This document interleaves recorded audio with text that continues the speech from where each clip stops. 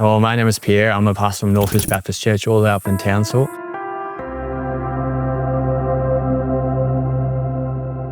I've been privileged to see the story that God's been writing through Thank You Coffee.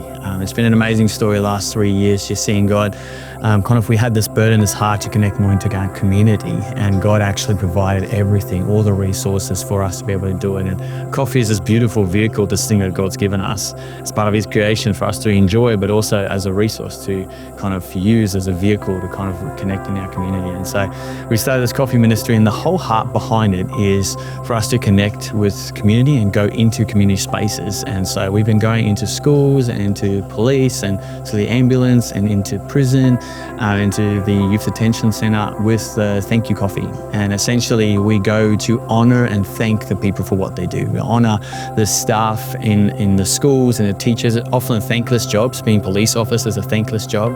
And so we get to go and thank them and honor them for the work that they do to make our community a great place.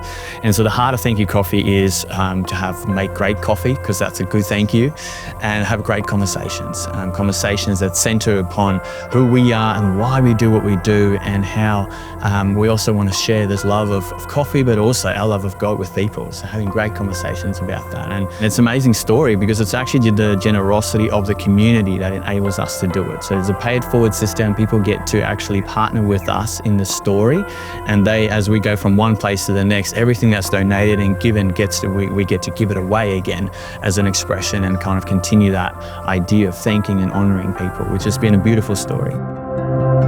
Okay, so my name is Washaka. I'm one of the volunteers with Thank You Coffee. I started serving beginning of 2024 as a way to just give back to the community and as a way of serving God.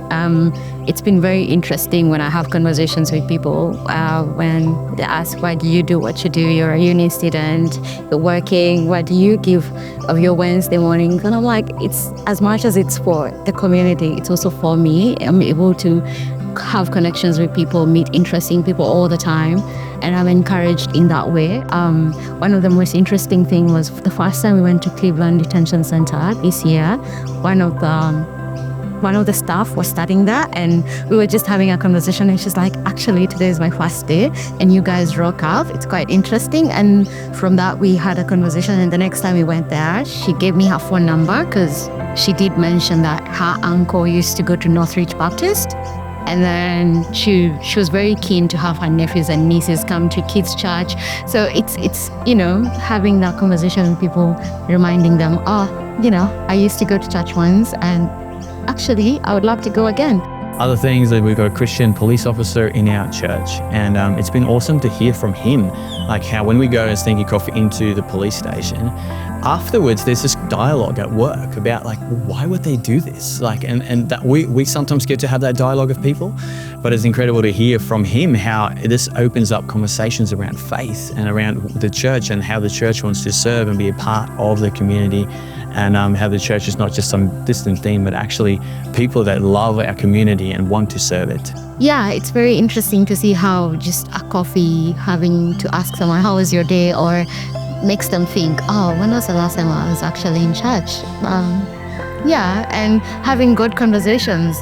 Turns 12 years ago from when they were 12, that's the last time they went to church, but now they're like, actually I do believe in God, and what's stopping me from going to church? And before you know, you're having a really good conversation that's, you never know how it's going to impact them. And as we've kind of gone to the same places, this beautiful relationship starts building, where we get to know their names and know a bit more about them, and ask them, how are you going? How's your family? How's your kids? How's work? And I'm building these beautiful relationships that we believe honors God, and helps us to be a light into those spaces, bringing Jesus into those spaces.